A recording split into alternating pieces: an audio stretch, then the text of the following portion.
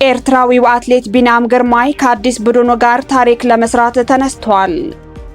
ትግራዋይ በግድ እንዲዋጋ ሊገደድ አይገባም ተባለ። በህዝብ ፈቃድ ላይ ያልተመሰረተ አገዛዝ ጊዜውን ጠብቆ የሚፈነዳ ቦምብ ነው ተባለ። ሶማሊያዊቷ የአሜሪካ ከተማ ከንቲባ ደማቅ አቀባበል ተደረገላቸው። ኢራን የመንፈሳዊ መሪዋን የቀብር ስነ ስርዓት ጀመረች። ክርስቲያኖ ሮናልዶ ከዚህ በኋላ ለፖርቹጋል እንደማይጫወት ተነገረ። ሰላም የተወደዳችሁ የኤሬሳ ቴሌቪዥን ተከታታዮች፣ ለዛሬ ሐምሌ 4 ቀን 2026 የተሰናዱ የምሽት ዜናዎችን ወደ እናንተ ማድረስ እንጀምራለን። እንድትከታተሉን በአክብሮት እንጠይቃለን። ኤርትራዊው አትሌት ቢንያም ግርማይ ከአዲስ ቡድኑ ጋር ታሪክ ለመስራት ተነስቷል። አፍሪካዊው ኮከብ ተወዳዳሪ ቢንያም ግርማይ በአዲስ ብስክሌት ከአዲሱ ቡድኑና የዓለም ዋንጫን ካሸነፈው የቀድሞው ኮከብ ተጫዋች ኢኒስታ ጋር በመሆን በ2026 የቱር ዲ ፍራንስ ውድድር ላይ ዳግም ድል ለመቀዳጀት ተነስቷል። ይህ የ26 ዓመቱ ኤርትራዊ ተወዳዳሪ በ2004 የውድድሩን የአንድ ደረጃ ውድድር በማሸነፍ የመጀመሪያው ጥቁር አፍሪካዊ በመሆን በመላው ዓለም ደምቆ እንደነበር አይዘነጋም። ይህ ብቻ ሳይሆን የቱር ዲ ፍራንስን ማጠቃለያ መስመር አረንጓዴ ማሊያ ለብሶ በማጠናቀቅ የመጀመሪያው አፍሪካዊ መሆን ድምቀቱን ይበልጥ አግዝፎታል። ባለፈው ዓመት ለ5 ዓመታት ከቆየባት ኢንተር ማርቼ ዋንቴ ከተባለችው የቤልጂየም ቡድን በመልቀቅ ኤንኤስኤን ሳይክሊንግ የተባለውን ቡድን ተቀላቅለዋል።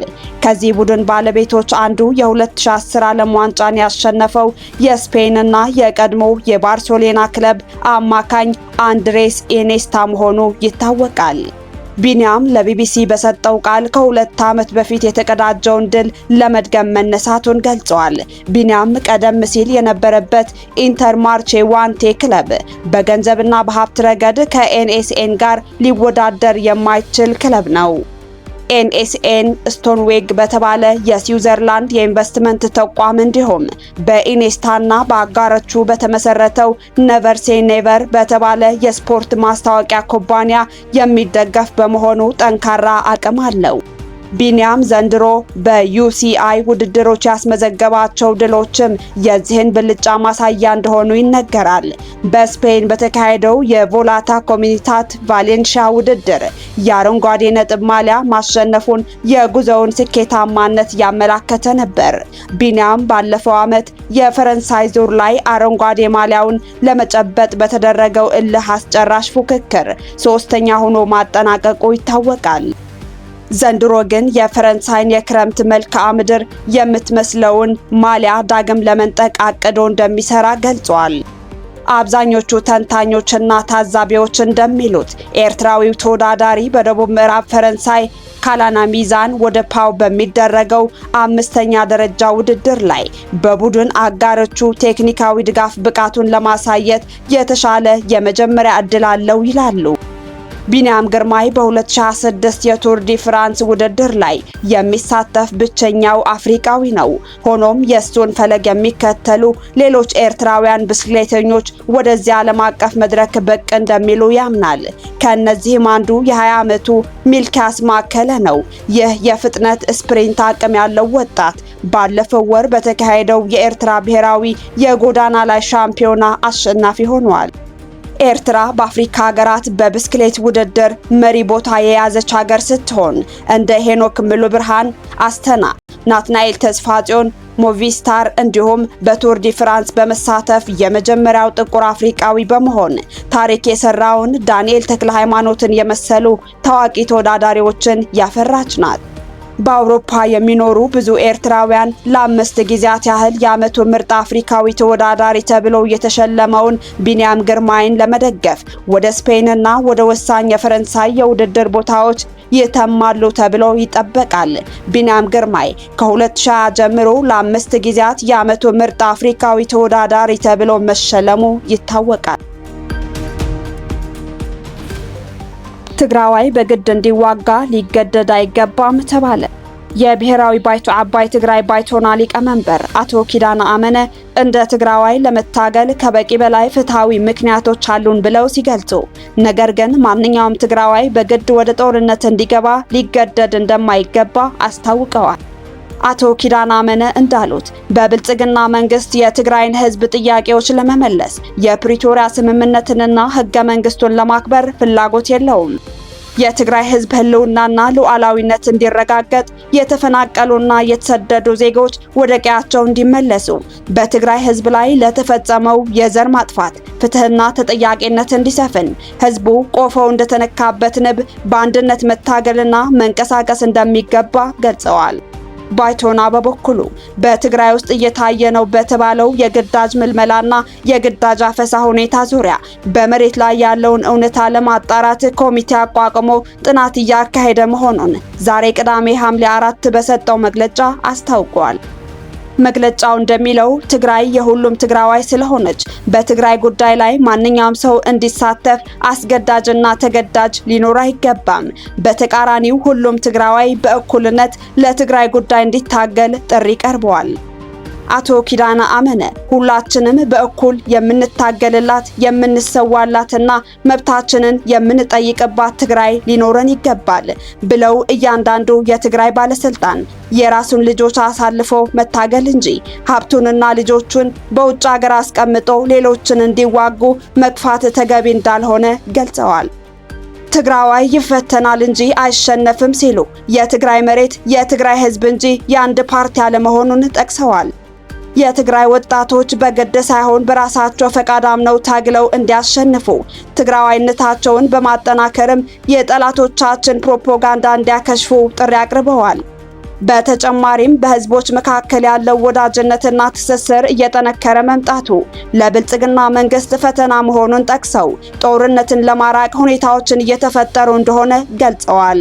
በመጨረሻም በኢትዮጵያ የሽግግር መንግስት እንዲቋቋም በአፍሪካ ቀንድም የክልል ደረጃ የፖለቲካ መፍትሄ እንደሚያስፈልግ ይህም የባይቶና አቋም መሆኑን አስረድተዋል።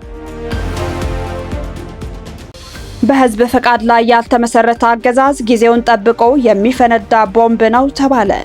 የቀድሞው የኢዜማ ከፍተኛ አመራርና ታዋቂ ፖለቲከኛ አቶ አንዱዓለም አራጌ ብዕርና ባሩድ የተሰኘ አዲስ መጽሐፍ ለንባብ ማብቃቱን ተከትሎ ከአዲስ ማለዳ ጋር ባደረገው ቃለ ምልልስ ወቅታዊውን የሀገሪቱን የፖለቲካ አካሄድ አጥብቆ ተችቷል። ፖለቲከኛው በስልጣን ላይ ያለው የብልጽግና ፓርቲ በህዝብ እውነተኛ ፈቃድ ላይ ያልተመሰረተ አገዛዝ እየተከተለ መሆኑን ገልጾ ይህም ስርዓት ጊዜውን ጠብቆ የሚፈነዳ ቦምብ ነው ሲል አስጠንቅቋል። ፓርቲው 16 ሚሊዮን አባላት አሉኝ የሚለውን ቁጥር ያስተባበለው አንዱዓለም በጭቆናና በድህነት ውስጥ ያለ ህዝብ ካድሬዎች በፈጠሩት ጥገኝነትና ማስፈራሪያ ምክንያት እንጂ በዓላማ አምኖ አባል እንደማይሆን ገልጸዋል። በተጨማሪም የገዢው ፓርቲ መመሪያ የሆነው መደመር የጽንሰ ሐሳብ ግራ መጋባት ያለበትና መሬት ላይ ለውጥ ያላመጣ ነው ብሎታል። አንዱዓለም አራጌ ከኢዜማ ፓርቲ ስለመልቀቁ ሲያብራራም ፓርቲው ስህተቶችን ወደ መሸነፍና ከመንግስት ጋር ጥቅምን መሰረት ባደረገ መልኩ አብሮ ለመስራት መጋደሉ ትቶ ለመውጣትና ወደ አካዳሚክ ህይወቱ ለመመለስ ዋና ምክንያት እንደሆነው ይፋ አድርጓል። በመጨረሻም በሀገሪቱ የተለያዩ ክፍሎች የሚታዩትን ግጭቶችና የንጹሃን እልቂት በመጥቀስ መፍትሄው በኃይል መሻኮት ሳይሆን በጥንቃቄ የተነደፈ የተደራጀ ሰላማዊ ትግልና በሁሉም ወገኖች መካከል የሚደረግ እውነተኛ ብሔራዊ ውይይት ብቻ መሆኑን አሳስበዋል። ሶማሊያዊቷ የአሜሪካ ከተማ ከንቲባ ደማቅ አቀባበል ተደረገላቸው። የሶማሊያ ተወላጅ የሆኑት የአሜሪካ ከተማ ከንቲባ ሞቃዲሾ ሲደርሱ ደማቅ አቀባበል ተደረገላቸው። በአሜሪካ ሚኒሶታ ግዛት የሴንት ሉዊስ ፓርክ ከንቲባ የሆኑት ናዲያ መሐመድ ትናንትና ሐምሌ 3 ለይፋዊ ጉብኝት ሞቃዲሾ ገብተዋል። በሞቃዲሾ ዓለም አቀፍ አየር ማረፊያ ሲደርሱም ሚኒስትሮችንና የፓርላማ አባላትን ጨምሮ ከፍተኛ የፌዴራልና የክልል ባለስልጣናት አቀባበል እንዳደረጉላቸው ሄራን ኒውስ ዘግቧል። ናዲያ በሴንት ሉዊስ ፓርክ የመጀመሪያዋ ሶማሊያዊ ሙስሊምና ጥቁር ሴት ከንቲባ በመሆን የተመረጡ ናቸው። በአቀባበል ስነ ስርዓቱ ላይ የባንዴር ክልል አስተዳደር የጸጥታና ፖለቲካ ምክትል ከንቲባ የሆኑት መሐመድ አህመድ ድሪያ ባደረጉት ንግግር ከንቲባዋ የሶማሊያውያን በዓለም አቀፍ ደረጃ ያላቸው ፖለቲካዊ ተሳትፎ እየጨመረ መምጣቱን የሚገልጹ መሆናቸውን አስረድተዋል። ከንቲባዋ ይህንን ሽሞት በማግኘታቸው የተሰማቸውን ደስታ ገልጸውም መልካም የሥራ ጊዜ ተመኝተዋል። ናዲያ በቆይታቸው ፕሬዝዳንት ሐሰን ሼክ መሐመድን ጨምሮ ከከፍተኛ ባለስልጣናት ጋር ምክክር ለማድረግ ቀጠሮ መያዛቸውንም ዘገባው ጨምሮ አስረድቷል። ኢራን የመንፈሳዊ መሪዋን የቀብር ስነ ስርዓት ጀመረች። ኢራን ለቀድሞው ጠቅላይ መሪ አያቶላህ ኻሜኒ ለአንድ ሳምንት የሚቆይ የቀብር ስነ ስርዓት ጀመረች። ከፍተኛ ቁጥር ያለው ህዝብና የውጭ ሀገራት ልዑካን በስነ ስርዓቱ ላይ የተሳተፉ መሆኑን የአልጀዚራ ዘገባ ያመለክታል። ኢራን ለቀድሞው ጠቅላይ መሪ አያቶላህ አሊ ኻሜኒ የአንድ ሳምንት የቀብር ስነ ስርዓት ለመጀመር እቅድ ስታወጣ ቆይታለች። በቴህራን የተጀመረው ይህ ስነ ስርዓት በሚሊዮን የሚቆጠሩ ኢራናውያን ከፍተኛ ባለስልጣናትንና በደርዘን የሚቆጠሩ የውጭ ሀገራት ልዑካንን ያሳተፈ ሲሆን ይህም ብሔራዊ አንድነትን እንዲሁም የእስላማዊቷ ሪፐብሊክ ጥንካሬ የሚያሳይ መሆኑ ተገልጿል። ሐምሌ 4 ቀን 2026 የጀመረው ይህ የቀብር ሽኝት ስነ ስርዓት እስከ ሐምሌ 9 ቀን ድረስ ይቆያል ተብሎ የሚጠበቅ ሲሆን በኮም ግዛት በኢራቅ ቅዱሳን ከተሞች በናጃፍና ካራብላ ሊደረጉ ከሚችሉት መታሰቢያዎች በኋላ የማጠቃለያው የቀብር ስነ ስርዓት በማሽሃድ ከተማ እንደሚፈጸም ተጠቁሟል። የኢራን የዜና ተቋማት እንደዘገቡት የመሪው አስከሬን በተመሳሳይ ጥቃት ህይወታቸውን ካጡ የቤተሰቦቻቸው አስከሬን ጋር በቴህራን ኢማም ኾሜኒ ግራንድ ሞስላ እንዲያርፍ የተደረገ ሲሆን በመቶ ሺዎች የሚቆጠሩ የሀዘንተኞች ስብስብም ክብር ለመስጠት በስፍራው ተገኝተዋል። ከ100 በላይ የውጭ ሀገራት ልዑካን በተለያዩ የቀብሩ ምዕራፎች ላይ ይሳተፋሉ ተብሎ የሚጠበቅ ሲሆን ከነዚህም መካከል የሩሲያ፣ የቻይና፣ የሳውዲ አረቢያ፣ የፓኪስታን፣ የህንድ፣ የቱርክ፣ የየመንና የቀጠናው አጋር ቡድኖች ተወካዮች እንደሚገኙበት ታውቋል። ኢሬና የጠቀሳቸው ባለስልጣናት እንደገለጹት የከፍተኛ የህዝብ ቁጥር መገኘት ኢራን ከምዕራባውያን የሚሰነዘርባትን ጫና ተቋቁማ አሁንም ሰፊ ዓለም አቀፍ አጋርነቶችን እንደቀጠለች የሚያሳይ ተጨባጭ ማስረጃ ነው ብለዋል። ይህ የሽኝት ስነ ስርዓት የተከናወነው አያቶላህ ኻሜኒ ባለፈው የካቲት ወር መገባደጃ ላይ በኢራን ላይ በተከፈተው ጦርነት መጀመሪያ በአሜሪካና በእስራኤል የአየር ጥቃት ከተገደሉ ከወራት በኋላ ነው። መጀመሪያ ላይ በመጋቢት እንዲካሄድ ታቅዶ የነበረው ስነ ስርዓት በጦርነቱ ምክንያት መራዘሙ ይታወሳል። በመጨረሻም ክርስቲያኖ ሮናልዶ ከዚህ በኋላ ለፖርቹጋል እንደማይጫወት ተነገረ። የክርስቲያኖ ሮናልዶ እህት የሆነችው ካቲያ አቬሮ ይህ የዓለም ዋንጫ ለወንድሟ የመጨረሻው የብሔራዊ ቡድን ቆይታው እንደሚሆን ገለጸች። በቶሮንቶ የምትገኘው ካቲያ ትናንት ሐምሌ 3 ቀን ለጋዜጠኞች በሰጠችው መግለጫ ዋናው ነገር በቆየባቸው ያለፉት 20 ዓመታት እጅግ የሚያኮራ ስራ መስራቱ ነው። ባለፈው ኳታር ነበርኩ፣ አሁን ደግሞ እዚህ ነኝ። ሁሌም እሱን ሳየው በራስ መተማመን ይፈጥርብኛል ብላለች። ከጋዜጠኞች ሮናልዶ በዩሮ 2028 ከብሔራዊ ቡድኑ ጋር አብሮ ይቀጥል እንደሆነ ተጠይቃ ስትመልስም ባለኝ መረጃ መሰረት የሚያሰናብቱት ይመስለኛል። ይህ የዓለም ዋንጫ ለብሔራዊ ቡድኑ የመጨረሻው እንደሆነ ከታማኝ ምንጮች ሰምቻለሁ ያለችው ካቲያ ጨምራም አስተዋይ ኳስዋን የሚወዱ ሰዎች ክርስቲያኖን መውደድ አለባቸው በማለት ገልጻለች። በፖርቹጋል ኮከብ ላይ ስለሚሰነዘረው ትችት ተጠይቃ ስትመልስ ደግሞ ከ20 ዓመታት በላይ በኳስ ላይ ደንሰዋል። የእግር ኳሱን ዓለምን መርቶታል።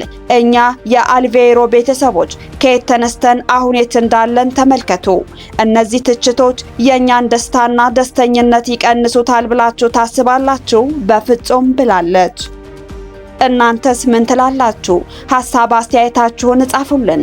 ሮናልዶ ከፖርቹጋል ሀገራዊ ቡድን ይቀጥላል ወይስ ሊያቆም ነው? ጥያቄው ለእናንተ ነው። መልሱም በአስተያየት መስጫ ጻፉልን በማለት ለዛሬ የያዝነው የዜና ጥንክር በዚሁ አበቃን። ሰላም።